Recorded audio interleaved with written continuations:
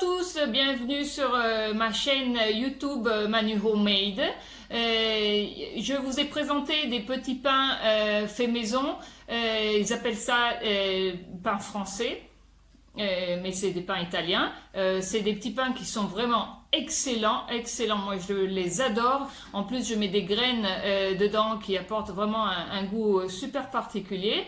Alors voilà, donc en fait le travail se développe sur 2 jours. Le premier jour vous faites la bigue et le deuxième jour on termine pour faire la pâte finale et puis faire lever le pain et le cuire. Alors pour la bigue, moi je vous conseille de bien suivre la vidéo que je fais en italien et puis évidemment après vous suivez le vidéo français et vous faites après le pain sans aucun problème. Alors, pour la bigue, vous prenez de la levure fraîche ou de la levure sèche, ça dépend. Après, je peux vous indiquer aussi, mais dans le box info, j'ai déjà indiqué les grammes pour la levure sèche. Donc, levure fraîche, de l'eau à 25 degrés et la farine. Vous mélangez tout ça, vous travaillez ça 3-4 minutes et après, vous faites lever bien couvert sans les courants d'air pendant au moins 12 heures, 15 heures, même 18 heures, il n'y a pas de problème. Voilà, faites attention seulement à la température de la pièce parce que si la pièce est décidément trop chaude, la pâte risque de souffrir un petit peu, mais il y a pas de problème. Si vous la gardez au frais, au-delà des 18 heures, vous pouvez la garder au frais, l'utiliser le jour d'après. Mais alors, après, il faudra mettre le jour d'après de l'eau un petit peu plus chaude. Deuxième jour, en fonction de la température de la pièce que vous avez, vous allez mettre de l'eau plus ou moins chaude. L'été et l'hiver, c'est pareil, il faut faire un petit peu attention. Si vous avez une pièce à 18, 19, 20 degrés, vous allez mettre de l'eau à 35 degrés. Si la pièce elle fait déjà 25 ou 30 degrés, peut-être en été, alors vous allez mettre de l'eau un petit peu moins chaude, même à 25 degrés, ça suffira. Voilà, donc vous mettez votre bigue, vous pesez votre eau, vous mettez la bigue du jour d'avant, vous la coupez en morceaux, vous la mettez dedans, et puis ensuite vous mettez la farine, les graines si vous les voulez. Moi pour la farine j'ai utilisé 3 farines différentes, donc de la farine d'épeautre, de la farine intégrale et de la farine zéro, ici on appelle ça zéro, mais enfin c'est de la type 55 en France. Voilà.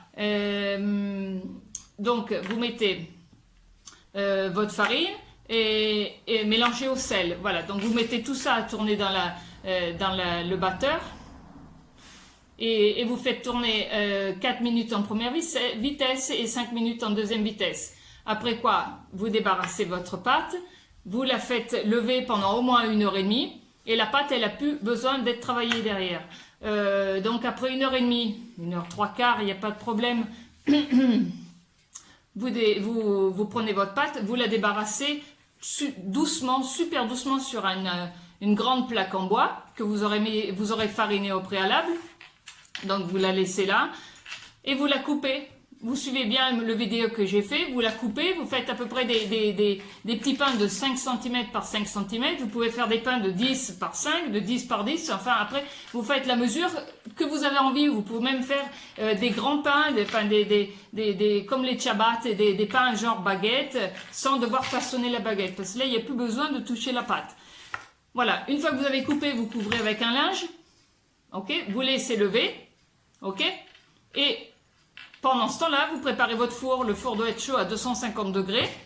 Vous mettez une petite bassine en dessous, sur la plaque d'en dessous du four avec de l'eau.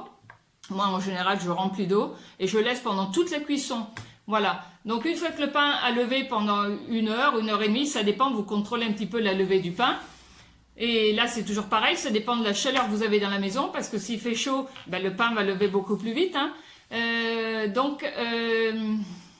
Une fois que votre pain est prêt et que votre four est prêt, vous levez le torchon. Si vous avez un vaporisateur, vous pouvez vaporiser votre pain, c'est très bien, ça évite que ça fasse tout de suite la croûte et que ça permet au pain de pouvoir lever.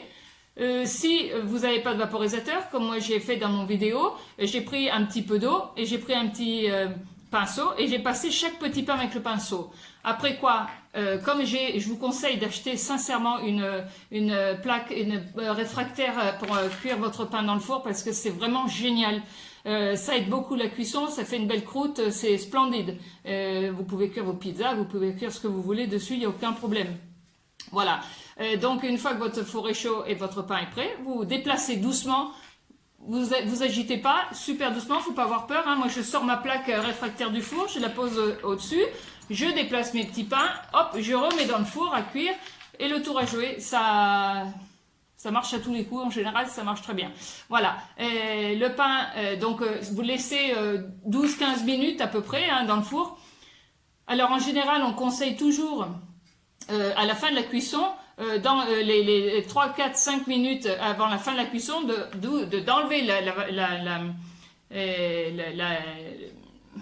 le contenant avec l'eau, vous l'enlevez du four, vous laissez juste entrouvert la porte du four pour laisser s'échapper la vapeur, comme ça le pain croustille bien et sèche, enlève toute la vapeur du four. Moi en général je ne le fais pas parce que ça m'arrive très souvent de garder le pain pendant 2-3 jours et toutes les fois que je l'utilise après je lui donne 2-3 minutes de four et il revient impeccable. Mais même si vous le réchauffez pas, le pain est toujours super bon. Donc ça dépend. Les boulangers font comme ça, mais à la maison, oui et non. Voilà. Après c'est comme vous voulez, ça dépend du goût que vous préférez, ça dépend de ce que vous voulez faire. Enfin, moi j'évite. Voilà. J'évite parce que comme je le cuis en plusieurs fois, parce que si vous voulez, moi sur la recette que je vous ai donnée, j'ai doublé la recette. Donc j'ai fait une 40aine de petits pains.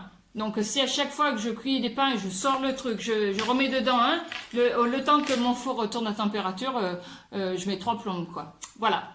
Et quoi dire d'autre essayez parce que c'est pas difficile, c'est super bon et moi je ne vais jamais acheter mon pain quoi. Donc c'est super. Voilà. Je vous dis aux prochaines vidéos. Là, je prépare quelque chose pour Pâques pour les enfants. Et voilà. Je vous souhaite une bonne journée. Ciao, ciao. À bientôt sur ma chaîne YouTube Manu Homemade. Ciao, ciao.